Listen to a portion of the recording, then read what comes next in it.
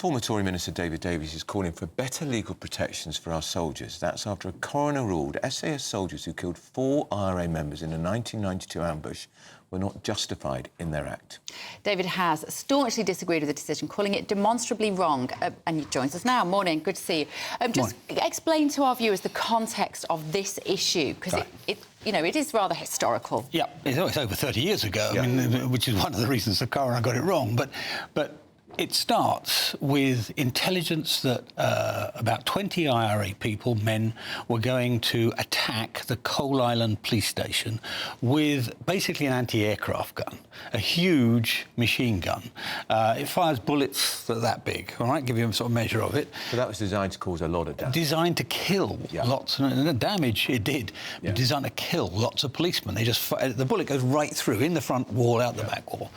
And what they were going to do is they're going to mount it on a lorry and then take it down to Coal Island. They're going to mount it on a lorry in the churchyard, Clonoe churchyard. That's what the intelligence said. And there are going to be 20 of them. So there are going to be other Kalashnikovs and so on. So the SAS and the police, 12 SAS men and the police, line up in the courtyard after dark. It's February, very cold and dark, and wait for them to come so that when they're mounting up the weapon, they can arrest them, because they're not so dangerous then.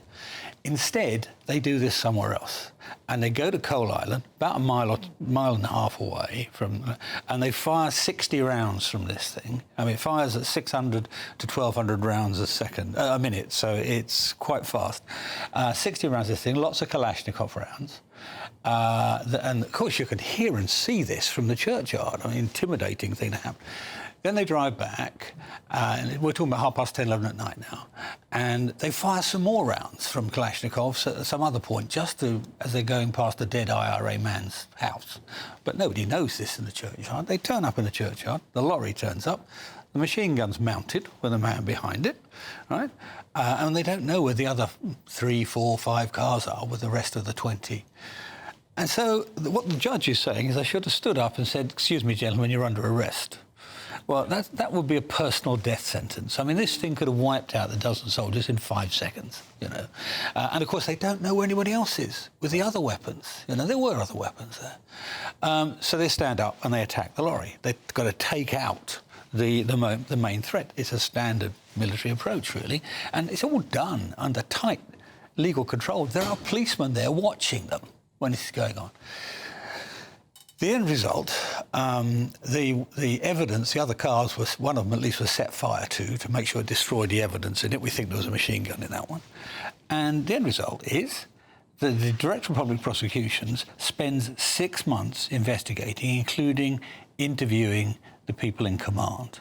All right? So, and then says there's no case to answer. They behave legally. They were doing their job. They were doing their job, These people call themselves East Tyrone Brigade, so they're thinking they're at war. Yeah. They're not calling themselves this or that gang, which is what they really are.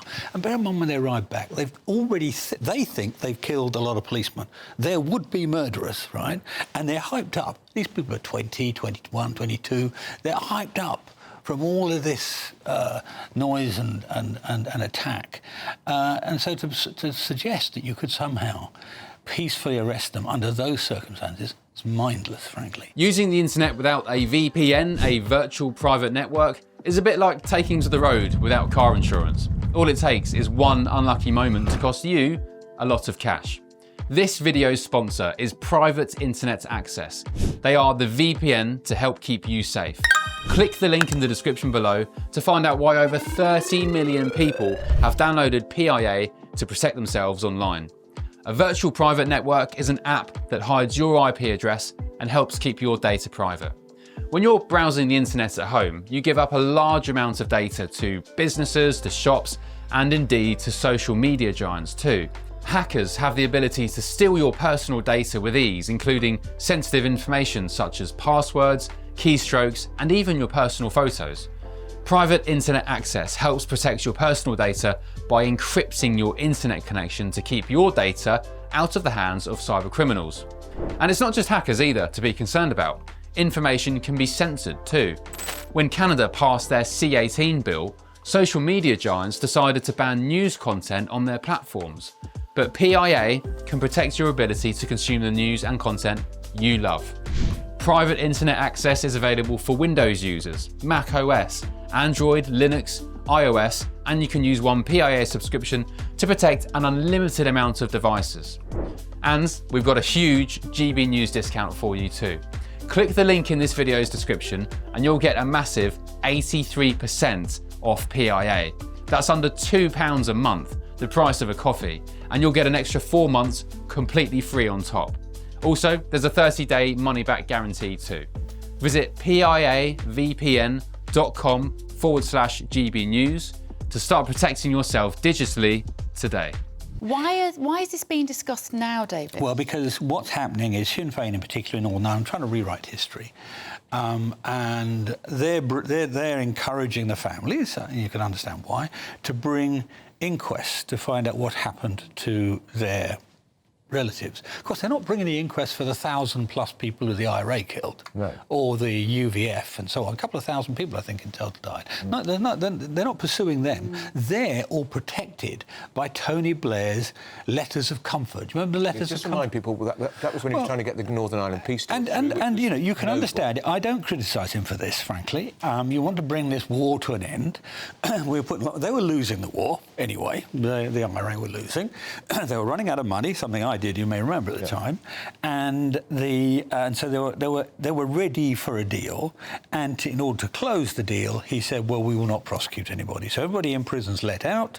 Those who are running free, as it were, he issues, I think, it's over 200 letters of comfort. They're pardoned. They're pardoned, in effect, and protected. So you've got the people doing their job heroically, patriotically, honourably, and explicitly within the law, are being hounded in their retirement years, on the one hand, and on the other hand, the murderers, the deliberate murderers, are let off. Because it's not just this incident, there were others. There's a previous one called Coke, there will be others coming, because what's happening, I mean, look, I can sympathise with the families, but what's happening is that the sort of Sinn Féin establishment is trying to rewrite history and turn us into the oppressors. When, remember, people forget, the British Army in the first instance went out to protect the Catholics. It was only because of the way it played out that it ended up as it were the provisional IRA. It's called the provisional IRA because it was the violent IRA. You know? So that's it. And what we're trying to do, and it's important to get this point across, there's a petition, went down in Parliament on Friday, Thursday or Friday, to ask for debate. But I've got to get 100,000 for that, but I want more than that. If I can get it, I want hundreds of thousands for a very simple reason. I want the government, it's abolished the sort of legacy law that we put in place, the Tories put in place to protect these soldiers. I want it to, it's done that, too bad. I want it to replace it with explicit protection for these soldiers. They all, after all, have faced the law already with a prosecution inquiry, and I want what's the signatures. Now? It's at 22,000 this morning when I came out in two days. So it's not bad going.